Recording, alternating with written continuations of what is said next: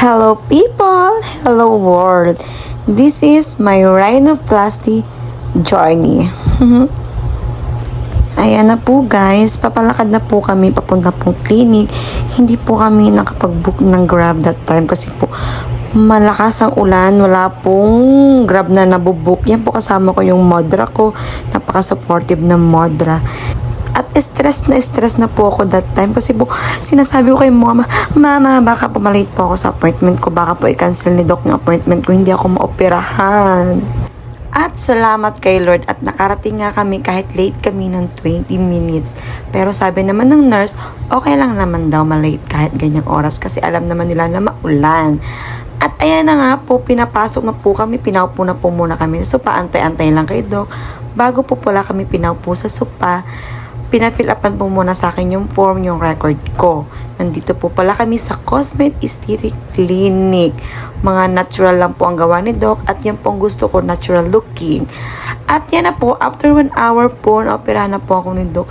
Napakabilis lang po ng pangyayari. Alam nyo ba, nung nagising ako, akala ko lang magsisimula pa lang si Doc. Pero tapos na pala, sabi ko sa nurse, tapos na po ba? Or magsisimula pa lang si Doc? Sabi ng nurse, tapos na po. Ang ganda-ganda nyo na po, oh. Sabi ko, wow.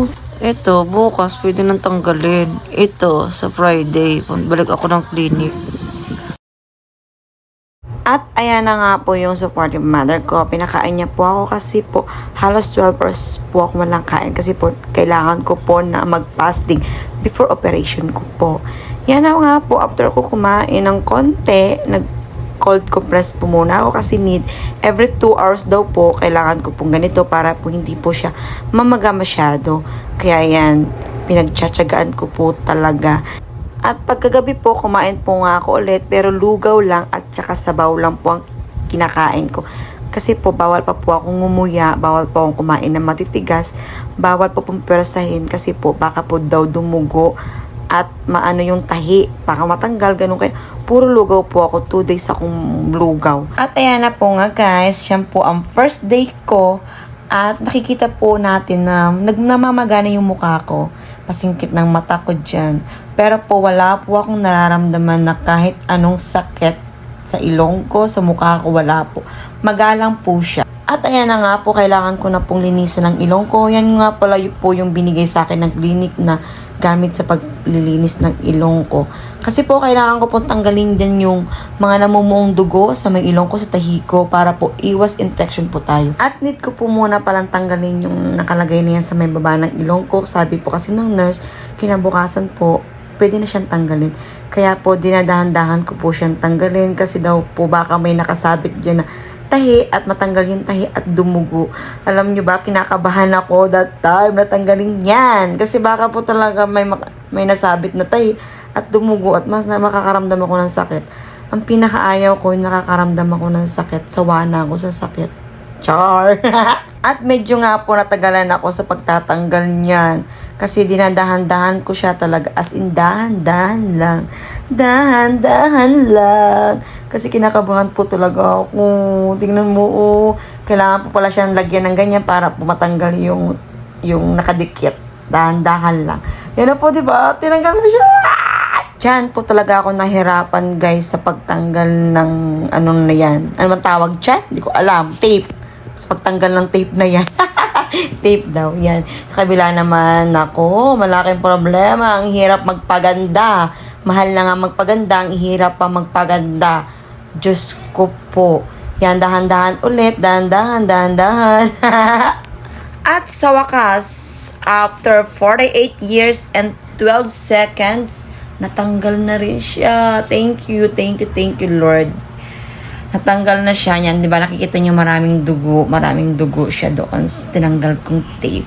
Yan, kailangan ko nang linisin. Ang mga namumuong dugo na yan, kailangan ko linisin para iwas infection. Yan, nililinisan ko na siya. Dahan-dahan ng paglilinis. Medyo kinakabahan ako sa paglilinis na niya. Kasi di ba parang ang sakit tingnan, pero hindi naman siya masakit. Dahan-dahan lang. Alam niyo, tigas ng dugo dyan. Kailangan mong palambutin yung dugo para matanggal mo siya. Pero hindi mo pwedeng biglain. Kaya dapat dahan-dahan lang. Ngayon, tatanggalin mo yung konting dugo matitigas at mamaya ulit 3 times a day nga pala ang paglilinis ko yun ng ilong. At panatanggal ko na pala yung mga dugo-dugo, kahit 2 times a day mo na lang. Okay na yan. Basta, tiwala lang at gaganda rin tayo. Char! Oh, nadidistract ako, mama. Anong kaipuhan mo? Nadidistract ako. Tingnan mo ako ng uyang ah. Nadidistract ako. Hello guys! This is my second day. At happy po ako sa result ng pamamaga ko guys. Kasi po, hindi po ako masyadong namamaga. Hindi po gaya ng iba. Makikita nyo po ay nagkaka-black eye po sila. Pero po ako, thank you Lord, ay hindi po ako nang ganon. At this is my third day guys. Kung makikita nyo po, medyo may yellow po ako sa baba ng mata ko. At nawawala rin po yung pamamaga niya. At pwede na po pala akong maligo. Pero bawal po mabasa yung mukha ko tsaka yung ilong ko. Kaya hanggang buhok lang po at katawan lang po ang pwede kong basain. Kasi po bawal pa po siyang mabasa hanggang hindi pa po natatanggal yung tahi. At maraming salamat po sa mama ko kasi napaka-supportive niya po at ginagawa niya po akong bata ulit. At this is my 4th day guys. Yan po yung araw na tatanggalin na po yung tahi ko. At medyo kinakabahan po ako baka po kasi masakit yung pagtanggal ng tahi. At nakikita niyo po yellow na po ang mata ko, di ba? Parang peanut butter. At ayan na nga guys, yung tatanggalin na yung tahi ko, medyo kinakabahan po ako dyan. Pero guys, my God, hindi po siya masakit. Yung pagtanggal ng tahi, hindi po siya masakit. Zero pain po siya. At hindi niyo po makikita yung tunay na shape ng ilong ko kasi po medyo magapa po siya now. Kaya po, hindi, para siyang hindi matangos, hindi mo alam kung anong talagang tunay na result ng ilong ko niya kasi magapa siya. At ayan na po nga guys, natanggal na po yung tahi niya at medyo magapa po siya talaga guys. Hindi niyo po makikita yung tunay na result. At this is my 5th day guys. Ito na yung pang-5 araw na inoperahan ako at natanggal yung tahi niya.